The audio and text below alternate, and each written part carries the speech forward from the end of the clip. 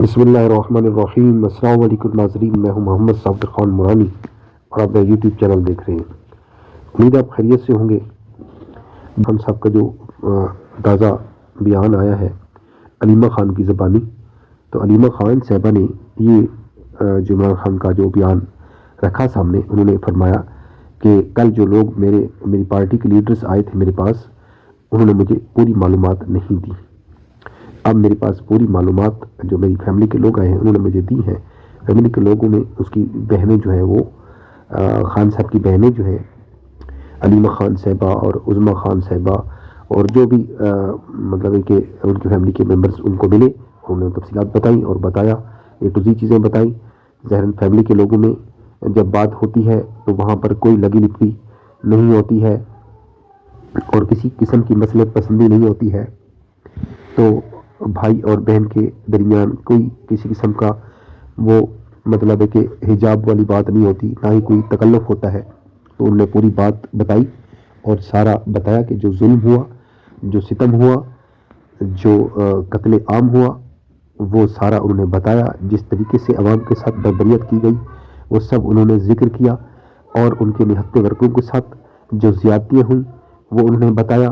اس پر عمران خان صاحب بہت رنجیدہ ہوئے، بہت ہی پریشان ہوئے، اور انہوں نے اپنے جو بھی شہداء ہیں ان کے اوپر گہرے دکھ اور افسوس کا اظہار کیا، اور اس کے بعد انہوں نے یہ ایک بیان دیا کہ بیرسٹر گوہر صاحب جو ہیں ان کو یا تو کسی چیز کی یا تو سچویشن کو اس کو سمجھ نہیں پائے، یا پھر جو بھی معاملہ ہے، تو بشرا بی بی کے حوالے سے انہوں نے کہا کہ بشرا بی بی نے اپنے تئیں جو بھی کیا انہوں نے میری ہدایات کے اوپر عمل کیا، اور جتنا کچھ وہ کر سکتی تھی انہوں نے کیا۔ تو انہوں نے بشرا بی بی کے کسی بھی اقدام سے لا تعلقی کا اظہار نہیں کیا، اور علی امین گنڈا پور کے کسی بھی بیان سے، کسی بھی کام سے جو بھی اس دن ہوا کو انہوں نے زیادہ اس کے اوپر تنقید نہیں کی اور لا علمی کا اظہار نہیں کیا، لا تعلقی کا اظہار نہیں کیا۔ تو یہ صورتحال اب دیکھیں کہ یہ جو کمپرومائزڈ لیڈرشپ بن گئی ہے پی ٹی آئی کی، یہ پی ٹی آئی کو اندر سے کھوکھلا کر رہی ہے، بہت نقصان دے رہی ہے۔ ہم نے دیکھا کہ پراسرار طریقے سے یہ دونوں دھرنے جو ہے جن کو لیڈ بھی، ایک کو ڈائریکٹلی گنڈا پور صاحب لیڈ کر رہے تھے، دوسرے کو بھی گنڈا پور صاحب لیڈ کر رہے تھے، لیکن بات اور کہانی اتنی زیادہ گنڈا پور کے ہاتھ میں ہی تھی، کیونکہ بشرا بی بی جو ہے اس وقت ساتھ موجود تھیں اور بہت ایکٹیو رول پلے کر رہی تھیں، اور لوگ ان سے انسپائر ہو رہے تھے، اور انسپائر ہو کر ہی وہ ڈی چوک تک وہاں تک پہنچے۔ اور باقی تو جو قیادت تھی وہ چاہ رہی تھی کہ یہ دھرنا جو ہے وہ ڈی چوک کی طرف نہ جائے، اور اس طریقے سے جو ہے وہ جلسہ جو ہے وہ ہوا، اور ایک بہت گرینڈ پروٹیسٹ ہوا۔ وہاں تک ساری باتیں ٹھیک تھی۔ سینٹورس کے پاس جب اس کا فیصل ایونیو کے اوپر بہت بڑا اجتماع ہوا، بہت بڑا ایک عوام کا جمع غفیر، وہاں پر ہزاروں کی تعداد میں، اگر لاکھوں نہیں تو اپروچنگ ٹو لیکس، یعنی ہزاروں کی تعداد میں لوگ تھے۔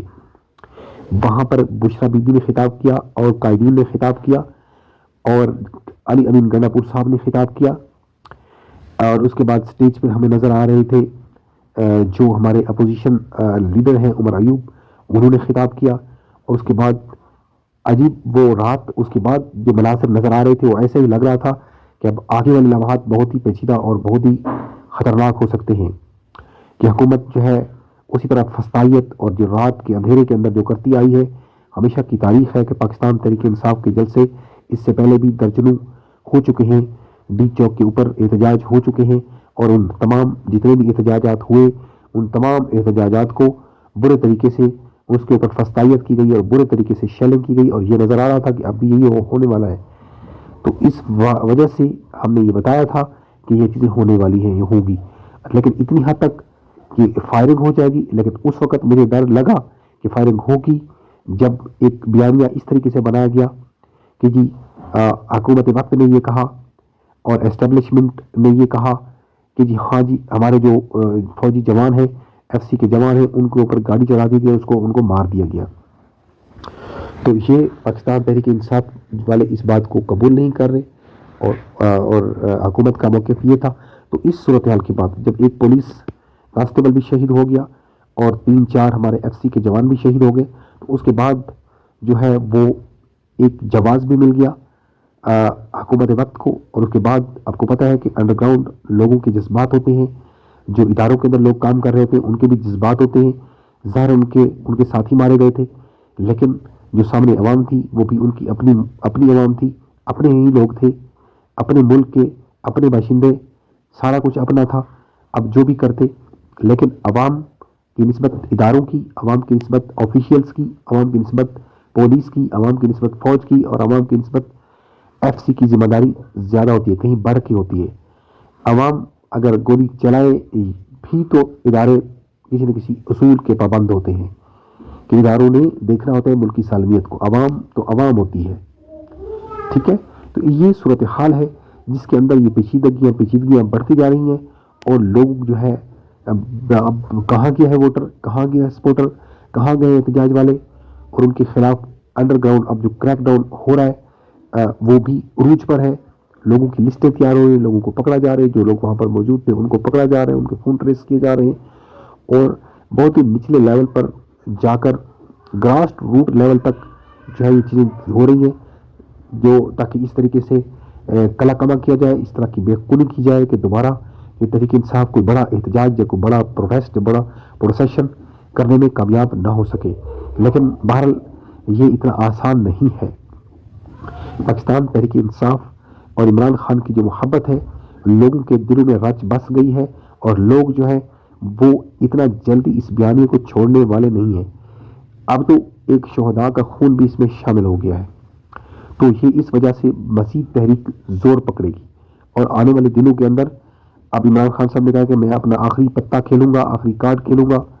تو اب بھی ان کے پاس کون سا آخری کارڈ ہے؟ حیرت کی بات یہ ہے کہ یہ شخص جب بھی کال دیتا ہے عوام نکل آتی ہے. ابھی اس نے کہا کہ آخری کارڈ جب بھی اس شخص نے کال دی ہے تو قوم نے اس کو مایوس نہیں کیا.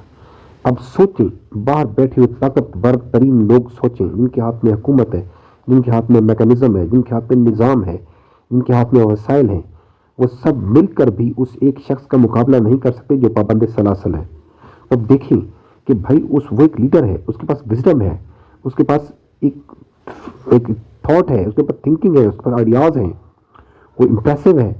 جب بات کرتا ہے اس کے اندر ایک کانفیڈنس ہوتا ہے, جب بات کرتا ہے اس کے اندر ایک سچ ہوتا ہے, جب بات کرتا ہے تو وہ حق و سچ کے ساتھ بات کرتا ہے, پورے اعتماد کے ساتھ بات کرتا ہے, یقین کے ساتھ بات کرتا ہے. جب بات کرتا ہے اس پہ عمل کرتا ہے, عمل کر کے دکھاتا ہے. اور ایک جملہ جو اس نے کہا ہمیشہ, اور جو تاریخ کے اندر لکھا جائے گا بار بار, وہ کہتا ہے کہ ہار اس وقت ہوتی ہے جب کوئی شخص ہار مانتا ہے. جب کوئی ہار مانتا نہیں ہے اس وقت تک وہ ہارتا نہیں ہے. تو مگر ایک شخص ہے جو جہاد کر رہا ہے, جو لڑ رہا ہے, جو تک و دو کر رہا ہے, جو اسٹرگل کر رہا ہے, اگر اس اسٹرگل کے دوران اگر مارا بھی جاتا ہے, اس کی زندگی ختم بھی ہو جاتی ہے, تو اس کا مطلب یہ نہیں ہوتا کہ وہ ہار گیا ہے. مطلب وہ لڑ رہا تھا, وہ ہارتا نہیں, ہارتا اس وقت ہے جب ہار مان جاتا ہے. کیا فلسفہ یار اس شخص نے بتایا ہمیں کہ کوئی شخص ہارتا اس وقت ہے جب ہار مان جاتا ہے. گولڈن ورڈ ہے یار اس بندے کے, گولڈن ورڈ ہے جو رہتی دنیا تک, جو لوگ اس کی یاد رکھیں گے اس کے ورڈز کو. اور یہ ہے باتیں آج کی فی الحال. تو اگر آپ کو ویڈیو اچھی لگے, سمجھ آئے, تو ضرور اس کو لائک کریں, شیئر کریں, سبسکرائب کریں. اور اگر آپ کوئی بات شیئر کرنا چاہیں یا کوئی اپنی رائے دینا چاہیں یا کوئی سوال پوچھنا چاہیں تو ضرور کمنٹ کریں. بہت شکریہ, خوش رہیں ہمیشہ, اور دعاؤں میں یاد رکھیں. السلام علیکم ورحمۃ اللہ وبرکاتہ.